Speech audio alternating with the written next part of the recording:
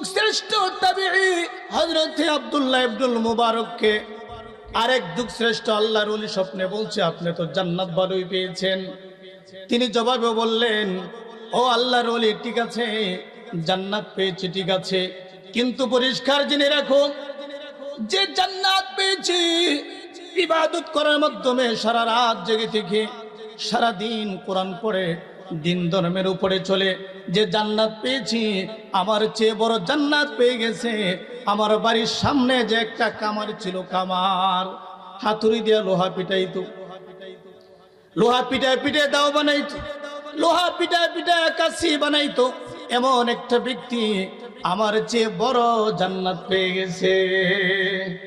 এবার আল্লাহর ওলির সাথে সাথে অন্তরে এক জাগ্রত স্পৃহা সৃষ্টি হয়ে গেল, সর্বনাশ, আব্দুল্লাহ ইবনুল মুবারকের চাইতে আরো বড় জান্নাত পেয়ে গেছে একজন কামার, আমাকে জানতে হবে আর বুঝতে হবে এমন কি আমল দুনিয়ার জমিনে করেছে যে আমলের মাধ্যমে আল্লাহ রাব্বুল আলামিন তাকে আব্দুল্লাহ ইবনুল মুবারক রাহমাতুল্লাহি আলাইহি ওনার চাইতে বড় জান্নাত তিনি পেয়ে গেছে। সুবহানাল্লাহ। ঘুম থেকে জাগ্রত হলেন, জাগ্রত হওয়ার পরে দৌড়াচ্ছেন। ওই আব্দুল্লাহ ইবনুল মুবারকের বাড়ির সামনে একজন কামার তার বাড়িতে চলে গেল, গিয়ে দেখে বাড়ির ভিতরে কেউ নাই। ডাক দিলেন, কে আছো গো, বাড়ির ভিতরে কে আছো?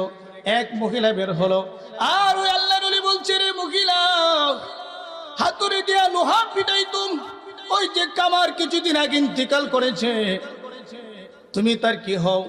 মহিলা বলছে, আল্লাহর ওলি, আমি তার স্ত্রী হই। বলছে, হ্যাঁ, আমি তো তোমার কাছে এসেছি, এই পৃথিবীতে সবচেয়ে বেশি একটা পুরুষের সম্পর্কে তার স্ত্রী জানে, কথা বলেন ঠিক কি না?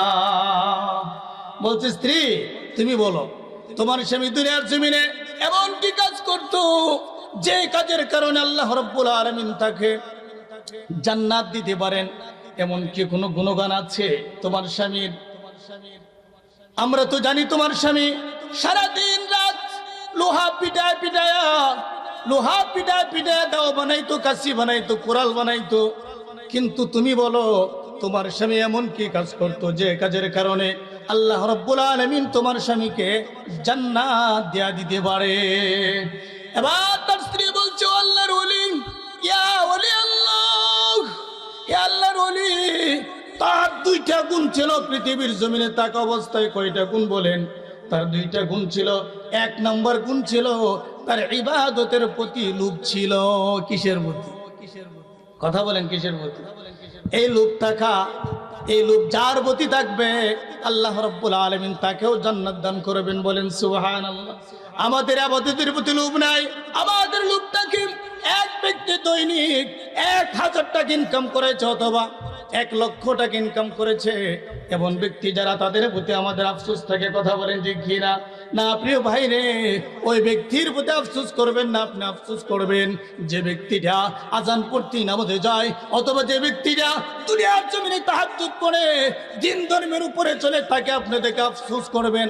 আর প্রভুর কাছে বলবেন, রব্বি করিম, আমিও যদি তার মতো করতে পারতাম।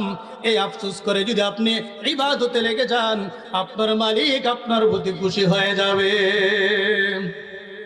তার স্ত্রী বলছে, ও আল্লাহর ওলি, আব্দুল্লাহ ইবনুল মুবারক রাহমাতুল্লাহি আলাইহি ওনার বাড়ির সামনে আমাদেরকে মানুষ কামার বলে ডাকতো। আমার স্বামী সারাদিন লোহা পিটায় পিটায় দাও কাছে কোরাল বানাতো। আমার স্বামী যখন কাজ করতো, ইবাদত যখন কোনো ব্যক্তির দেখতো, তখন এটা দেখে আফসোস করতো। যেমন একটা উদাহরণ দেই, এই যে আমাদের বাড়ির সামনে দেখতে পাচ্ছেন আব্দুল্লাহ ইবনুল মুবারক, তিনি অনেক ধনাঢ্য ব্যক্তি ছিলেন, অনেক অট্টালিকার মালিক ছিলেন। গ্রীষ্মকাল যখন আসতো, তখন আমার স্বামী দিনে কাজ করতে পারতো না গরমের কারণে, তিনি রাত্রে কাজ করত। আর আব্দুল্লাহ ইবনুল মুবারক তিনি তার ছাদের উপরে জায়নামাজ বিছিয়ে মাথায় পাগড়ি পরে তিনি সারা রাত ইবাদত করতেন। বলেন সুবহানাল্লাহ। এই দৃশ্যটা আমার স্বামী দেখতো, আর চোখ থেকে জর্জর করে পানি ছেড়ে কান্না করতো। আমি তার পাশে যাইতাম, আমাকে বলতো, ইয়া জাওজাতি, হে আমার স্ত্রী। আব্দুল্লাহ ইবনুল মুবারক রাহমাতুল্লাহি আলাইহি কে আল্লাহ রাব্বুল আলামিন অনেক সম্পদ দান করেছেন, অনেক অর্থ দিয়েছে, তার অর্থের অভাবে কাজ করার দরকার পড়ে না। যথেষ্ট অর্থ আছে, তার যথেষ্ট পরিমাণ সম্পদ আছে। রে আমার স্ত্রী, আল্লাহ রাব্বুল আলামিন যদি আমাকে আব্দুল্লাহ ইবনুল মুবারকের মতো সম্পদ দান করতো, আমার স্ত্রী রে আমি সারা রাত লোহা পিটায়া পিটায়া কাছি না বানায়া আমি সারা রাত আল্লাহর ইবাদতে কাটায়া দিতাম। এই বলে চিন্তা করতেন, আর টেনশন বেড়ে যেত, আর চোখ দেখে পানি ঝরায় কান্না করতো। এবার তার স্ত্রী বলছে 2 নম্বর গুণ হচ্ছে আজান যখন পড়তো সাথে সাথে তার সমস্ত কাজকে ফেলে রেখে আল্লাহর দিকে সে ধাবিত হয়ে যেত। এমনকি আপনার সে হাতুড়ে উঠাইছে লোহাতে পিটাবে, এই অবস্থায় যখন আজান পড়েছে সাথে সাথে ওই হাতুড়িটা পিছনে ফেলে দিছে, সামনের দিকে আর আনে নাই। এটা হচ্ছে ওয়াজিলাত কুলুবুহুম। ওয়াজিলাত, আল্লাহর কথা শোনা মাত্র অন্তরে কম্পন সৃষ্টি হয়ে যাবে।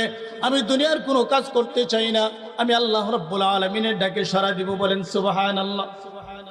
এই 2টা কাজ ছিল আমার স্বামীর। এবার আল্লাহর ওলি বলছে, ও স্ত্রী, খামার ব্যক্তি স্ত্রী, আজকের পর থেকে আর টেনশন করো না, আর চিন্তা করো না। আমি স্বপ্নে দেখতে পাচ্ছি তোমার স্বামী আব্দুল্লাহ ইবনুল মুবারকের চাইতে বড় জান্নাত পেয়ে গেছে। সুবহানাল্লাহ। আমি তোমার কাছে এসেছি শুধুমাত্র জানার জন্য পৃথিবীর জমিনে এমন কি কাজ করতো তোমার স্বামী, যে কাজের কারণে আল্লাহ রাব্বুল আলামিন তোমার স্বামীকে এত বড় জান্নাত দান করেছেন, এটা জানার জন্য এসেছি। রে স্ত্রী, পরিষ্কার জানতে পেরেছি আর বুঝতে পেরেছি তোমার স্বামী কাজের ফাঁকে পৃথিবীর জমিনে থাকা অবস্থায় ইবাদতের প্রতি লোভ ছিল।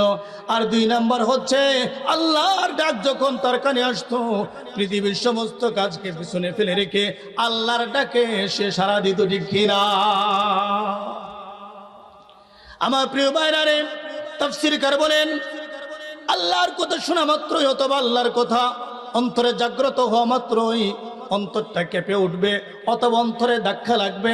এটা হওয়ার 1 নম্বর কারণ হচ্ছে যদি কোনো ব্যক্তির দিলটা নরম থাকে। যার দিল নরম থাকবে, আল্লাহ রাব্বুল আলামিনের কথা স্মরণ হওয়া মাত্রই তার দিলটা কেঁপে উঠবে। তাফসীরকার বলেন অন্তর নরম হওয়ার জন্য তার বেশি বেশি করে জিকির করতে হবে। কি করতে হবে বলেন? জিকির করা লাগবে। আল্লাহ রাব্বুল আলামিন বলেন, ইয়া আইয়ুহাল্লাযীনা আমানু যিকুরুল্লাহ যিকুরুল্লাহ যিকরান কাসীরা। রে পৃথিবীর ইমানদারেরা, ও আমার ইমানদারেরা, আল্লাহ রাব্বুল আলামিন কোরআনুল কারীমের ভিতরে ইয়া আইয়ুহান নাস বলে ডাক দিয়েছেন, ও মানুষেরা।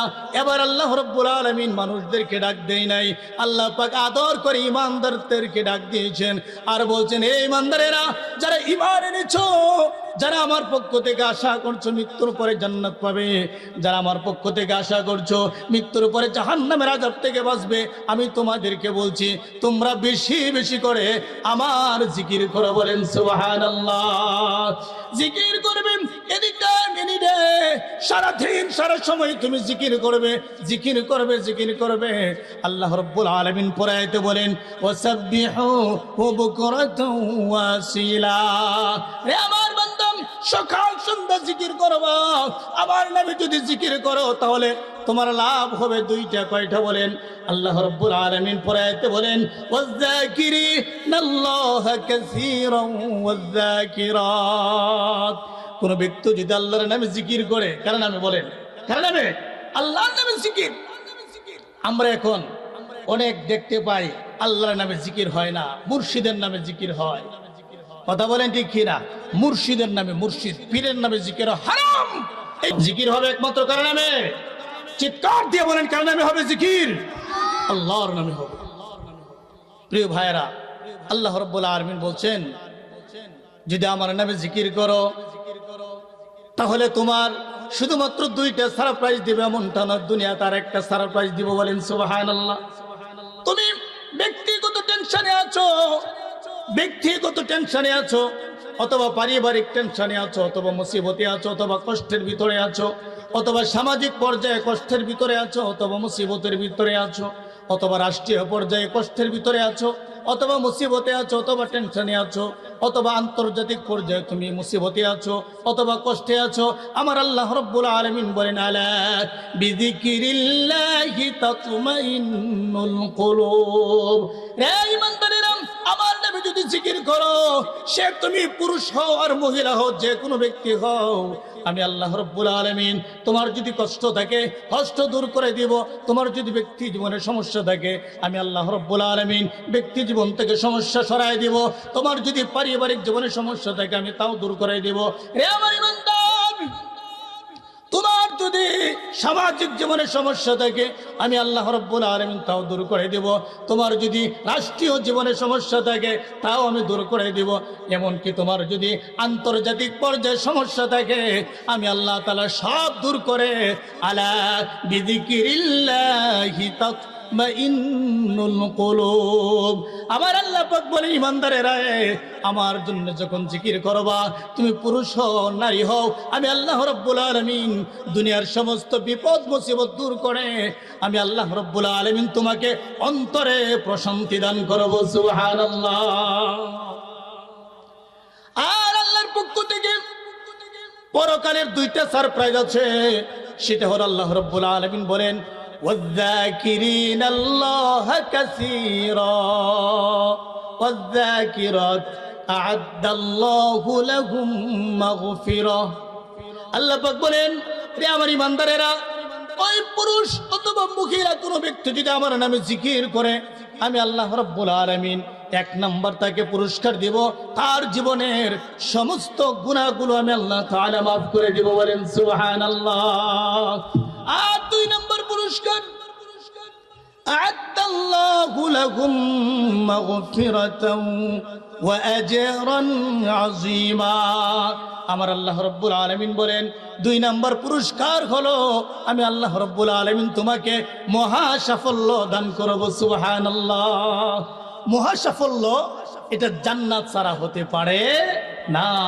সুতরাং আমরা আমরা আমরা এটা আজকে অন্তরে লালন করব যে আজকের পর থেকে একটা মিনিট, একটা ঘন্টা, একটা দিন যেন জিকিরে ব্যতীত অতিবাহিত না হয়। কথা বলেন ঠিক কিনা?